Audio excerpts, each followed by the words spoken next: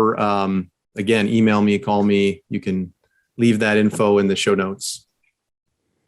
All right, good stuff. All right. So for the fact, Mark, I was gonna do I don't know if you know this, but one of the few times I played 12-inch softball instead of 16-inch, I was part of the 2009 New Lenox Fall League champions. Okay. But I didn't think you'd get that. So you do know where New Lenox is. You have been. I lived in Plainfield for a few years. Oh, there you go. So right down the street. All right. So I think this is a layup, but me and you know different things. So let's see. So Jason established that he lives in Frankfurt, and Jason, you got to wait. Mark gets the answer first. But Frankfurt's also the current hometown of Dennis DeYoung, former lead singer of this band with strong ties to Chicago. Name that band. I don't know. Jason, you got this? Yeah, it sticks. Oh, I thought they were from Roseland. He is from Roseland. He lives in Frankfurt now. All right. So Prestwick. The guy from Styx does not still live in Roseland, Mark. No, I know he doesn't. No. He's got a framed duplex on 111th. It's great. If anybody knows 𝗬𝘃𝗶𝗵𝗵, who does the continuing education out here at Your House Academy, he used to be the manager, the manager for Styx, and that's how I always get these Roseland stories and stories about that. But I guess I didn't match the name to it, so you got me. That was good though. You knew he's from Roseland. Yeah, that was a good trivia question too. So yeah, we did better this time. Good job, guys. The whole show's a success now. Yep. And it's still Friday. So Tom, thank you for the show as always. Jason, thank you for coming back and being willing to share all your knowledge. Audience, listeners, I have one request. You have homework. When you hang up, refer this to a friend that's not listened to the show already. I meant to start the episode with that today, but I'm going to end it and we'll start the next one with that. Please, your homework this weekend is to refer us to a friend to expand other people we can bring value to. Tom, anything to add? A lot of homework. Yeah, homework. So, all right, Tom, thank you. Jason, thank you. And we'll see you soon. Thanks, guys. Thanks all.